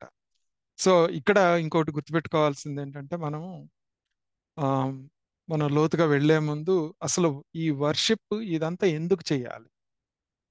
ఓకే. ఈ కాయక తపస్సు కానీ ఇవన్నీ ఎందుకు చేయాలి? మనకి ఈ బ్రాహ్మీ స్థితిలో వెళ్ళటానికి ఆ యాటిట్యూడ్ అంటే మనము పక్కదారులకు వెళ్లకుండా ఈ దారిలో నడవటానికి ఈ రకమైనటువంటి వర్షిప్ నేర్చుకోవాలన్నమాట. కాయక వాచక మానసిక తపస్సులు అనేది. ఓకే. తర్వాత ఇవన్నీ మనం చెప్పుకున్నాం ఇప్పుడు. తర్వాత ఇంకా ఎలా ఉండాలి అనేది తర్వాత చెప్తున్నారు. అది ఒకటి శ్లోకం ట్రై చేద్దాం. అనుద్వేగకరం వాక్యం సత్యం ప్రియహితం చ యత్ స్వాధ్యాయాభ్యాసనం చైవ వాంగ్మయం తప ఉచ్యతే అని చెప్తున్నారు ఇక్కడ. సో ఈ కృష్ణ పరమాత్మ అనుద్వేగకరం వాక్యం ఇవంతా ఇక్కడ మనకి ఇంత ముందు కాయక తపస్సు గురించి తెలుసుకున్నాం కొంచెం. ఇప్పుడు ఫస్ట్ వాచక తపస్సులో చెప్తుంది ఏంటంటే ఇక్కడ వాక్యం మనం మాట్లాడేది ఎలా ఉండాలి అంటే అనుద్వేగకరం అంటే ఉద్వేగాన్ని కలిగించకుండా ఉండేది. నువ్వు మాట్లాడితే ఉపయోగం ఉండేట్టు ఉండాలి. సత్యం అవ్వాలి, ప్రియం అవ్వాలి, హితం అవ్వాలి. అంటే అది బెనిఫిషియల్ అవ్వాలి. ఆ ఓకే. ఇట్లా లేకపోతే కష్టం అన్నమాట. మెయిన్ గుర్తుపెట్టుకోవాల్సింది ఏంటంటే 4 నియమాలు చెప్పారు. ఓకే. ఒకటేంటి అనుద్వేగకరం. దీన్ని పరిశీలిద్దాం ఒకసారి. మనము మనం మాట్లాడేవి ఇతరుల్ని బాధించకూడదు అనేది మామూలుగా. ఉల్లాసంగా వాళ్ళకి వైపుగా ఉండాలి, సొంపుగా ఉండాలి అని చెప్తారు. ఇక్కడ మనం మనం ఎలా అర్థం చేసుకోవాలి అంటే ఈ భావనలో అనుద్వేగకరం అంటే మనం మాట్లాడేది బ్రహ్మ భావనతో ఉండాలి. బ్రాహ్మీ భావనతో ఉండాలి. ఓకే. అంటే అంత పరమాత్మేను అనేది. ఇప్పుడు ఒక ఒక అట్రాసిటీ జరిగింది, ఒక అన్యాయం జరిగింది, ఒక మంచి జరిగింది. వీటన్నిటికీ వెనకమాల ఉన్న కర్మ ఫలితాలు, కర్మశేషాలను అర్థం చేసుకొని ఆ భావనతో నువ్వు మాట్లాడాలి. లేదా ఇదంతా పరమాత్మ తత్వమే అని తెలుసుకొని ఆ అనుద్వేగకరం అంటే నిజమైన మీనింగ్ అదనమాట. ఓకే. ఇప్పుడు నువ్వు పరమాత్మ భావన కాకుండా ఒక జీవభావంతో మాట్లాడితే అది ఉద్వేగకరమే అన్నమాట. అనుద్వేగకరం ఎప్పుడవుతుంది అంటే పారమాత్మ భావన, బ్రాహ్మీ భావన బ్యాక్గ్రౌండ్ లో ఉండి మాట్లాడితే అది అనుద్వేగకరం అవుతుంది. సత్యం, ఇక్కడ సత్యం అంటే సత్యం పలకాలి అని చెప్తాం, కానీ సత్యం అనేది ఒకటే ఉంది, అది ఆత్మతత్వము. ఆ ఆత్మతత్వాన్ని దృష్టిలో ఉంచుకొని ఒక సాక్షి భావనతో మాట్లాడటం నేర్చుకుంటే అది సత్యమైన వాక్యము అని గుర్తుపెట్టుకోవాలి, మనకు సంబంధించింది ఈ ఈ ఎక్స్పీరియన్స్ అవటానికి. ఇక్కడ ద్వైతము, అద్వైతము అని చెప్పుకుంటాం మనం. ఈ అనుద్వేగకరము, సత్యము, ప్రియము, హితము అనేవన్నీ కూడాను అద్వైత భావనతో చేయాలి. అంటే కేవలం ఆత్మతత్వంతోనే చేయాలన్నమాట. అంటే నువ్వు ప్రపంచ భావనతో చేస్తున్నా కానీ నీలో ఆ బ్రాహ్మీ దృష్టి ఉండాలి. ఆ బ్రాహ్మీ దృష్టి లేకపోతే ఇవన్నీ నువ్వు ఫెయిల్ అవుతున్నట్టు అనమాట. కాకపోతే వాటిని ఫెయిల్ అవుతున్నానని అర్థం చేసుకొని దాన్ని మనం ఇంకొకటి కూడా అర్థం చేసుకోవాల్సింది ఏంటంటే ఇది కేవలము మాటల్లోనే కాదనమాట. మన బాడీ లాంగ్వేజ్, కళ్ళతో చూసే విధానము, మన గొంతులో ఉన్నటువంటి ఆ టోన్ ఉంటుంది, ఆ లెవెల్ ఆఫ్ టోన్. ఓకే. ఆ అది ఎలా చెప్తున్నాం మనము, మన పదాల ఎంపిక ఎలా ఉంది, మర్యాదగా బాడీ లాంగ్వేజ్ లో కనపడుతుందా లేదా, అంటే ఒక ఎమోషన్ కనిపిస్తూ ఉంటుంది మనలో. మనం బ్రాహ్మీ భావనతో ఉందాం అనుకున్నా గానీ ఒక ఎమోషన్ కనపడతా ఉంటుంది. ఆ బ్రాహ్మీ భావనను గుర్తుంచుకుంటే ఇవన్నీ ఆటోమేటిక్ గా కంట్రోల్లోకి వస్తాయి అన్నమాట. ఓకే. మనము మాట్లాడేటప్పుడు ఇలా ఉండాలి అని చెప్పేసి భగవానుడు మనకు చెప్తూ ఉంటారు. ఇప్పుడు ఇక్కడ గుర్తుపెట్టుకోవాల్సింది ఏంటంటే ఉత్తమమైన సంభాషణ చేసేవాళ్ళు, ఓకే, హితం అనే దాంట్లో ఇక్కడ గుర్తుపెట్టుకోవాల్సింది ఏంటంటే ఉత్తమమైన సంభాషణ అంటే ఏంటంటే అక్కడ ఉన్న వాళ్ళందరికీ దానివల్ల ఉపయోగం ఉంటుంది. మధ్యం వచ్చేటప్పటికి ఏంటంటే వాళ్ళు మాత్రమే లాభం పొందుతారు. ఓకే. అధములు వచ్చేటప్పటికి మనం మాట్లాడే కాన్వర్సేషన్స్, మన బాడీ లాంగ్వేజ్ లో ఇవన్నీ ఉంటాయి అన్నమాట. ఎవరికి ఉపయోగం ఉండదు, అధములు అన్నమాట. ఎవరికి ఉపయోగంగా మీనింగ్లెస్ గా మాట్లాడుతూ ఉంటారు, అవన్నీ అధము అన్నమాట. ఇవన్నీ మనం జాగ్రత్తగా అబ్జర్వ్ చేసుకొని కేర్ఫుల్ గా ఈ వాక్యాన్ని చాలా జాగ్రత్తగా మనం జాగ్రత్తగా ఉండాలి. ఇప్పుడు మహానుభావులు మాట్లాడినప్పుడు, వాళ్ళు సత్సంగాలు చెప్పేటప్పుడు, వాళ్ళు వేరే వాళ్ళతో ఇంటరాక్ట్ అవుతున్నప్పుడు వాళ్ళల్లో ఆ బ్రాహ్మీ భావన కనపడతా ఉంటుంది. మనం గనక పరిశీలిస్తే వాళ్ళు మాట్లాడే దాంట్లో వాళ్ళు కోపంతో ఉన్నట్టున్నా కానీ ఆ బ్రాహ్మీ భావన కనపడుతూ ఉంటుంది. జాగ్రత్తగా పరిశీలిస్తే మనం వాళ్ళని అలా అబ్జర్వ్ చేయటం నేర్చుకుంటే మనకు కూడా అది ఉపయోగపడుతుంది అన్నమాట. తర్వాత మనకి స్వామి శివానంద గారు ఋషికేశ ఆశ్రమంలో ఆయన ఒకటి చెప్తా ఉండేవాళ్ళు. ఈ అనుద్వేగకరము ఇవన్నీ చేసినప్పుడు నీకు ఎప్పుడైనా ఒక తప్పు జరిగింది అన్నప్పుడు నీలో నువ్వు అబద్ధం ఆడావు. అబద్ధం ఆడటం అంటే ఒక్కొక్కసారి తెలియకుండా మనం గబగబా చెప్పేస్తూ ఉంటాం, ఎవిడెన్స్ బేస్డ్ లేకుండా కానీ, లేకపోతే ఇంకొకటి అయ్యో నేను కరెక్ట్ చెప్పానా లేదో తెలియదు మనకి. ఇట్లానే చేసేటప్పుడు కూడా బాడీ లాంగ్వేజ్ లో కొంతమందిని కష్టపెడుతూ ఉంటాం. అంత మాత్రం చేత తప్పు చేశామని అట్లా మనకి ఎలాగో తప్పు చేయాలనే ఆలోచన లేదు వ్యవహారికంగా. కానీ అక్కడ మళ్ళా దాన్ని మనల్ని మనం బీట్ చేసుకొని అబ్బా నేను ఎందుకు ఇలా బిహేవ్ చేశాను, ఇలా ఎందుకు చేశాను అని అనుకోకుండా ఆ చీలిక ఏర్పడకూడదు, మళ్ళీ అక్కడ ద్వైతం రాకూడదు అనమాట. ఏది ఈ స్థాయికి వచ్చినప్పుడు ఆ ద్వైతంలోకి వెళ్లకుండా ఆధ్యాత్మికంగా కూడా చీలిక ఏర్పడుతుంది అని చెప్పేసి మనకి దయానంద సరస్వతి గారు కూడా చెప్తారనమాట దీని గురించి. మనము ఆధ్యాత్మికంగా కిందకి వెళ్తాం అనమాట, ఎందుకంటే మళ్ళీ ద్వైతాన్ని చూస్తాం అన్నమాట అక్కడ. మనల్ని మనము హింసించుకోవటం అనమాట అక్కడ, అక్కడ కూడా ఆ హింసని పాటించాలి.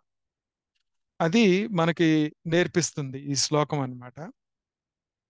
సో మనకి మామూలుగా సత్యం బ్రూయాత్ ప్రియం బ్రూయాత్ న బ్రూయాత్ సత్యం అప్రియం అని చెప్పేసి మనుస్మృతి చెప్తూ ఉంటుందంట. సత్యం పలకాలి, ప్రియంగా పలకాలి, ఇవన్నీ కూడాను. అలాగని ప్రియమే కదా అని అసత్యం కూడా పలకూడదు. ఓకే.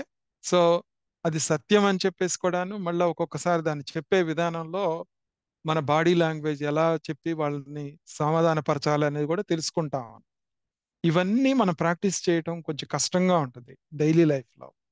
చేయకపోతేనేమో మరి ఒక్కొక్కసారి ఇబ్బందుల్లో ఇరుక్కుపోతా ఉంటాం వాటిల్లో. జాగ్రత్తగా ఉండాలి.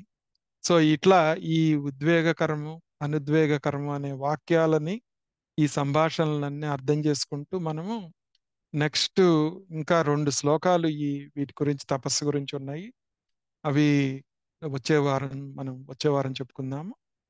ఏం, వీటిని మళ్ళా ఇంకొకసారి గుర్తు చేసుకుందాంలే, మధ్యలో ఆపాల్సి వస్తా ఉంది. ఆమ్, ఓం తత్సత్.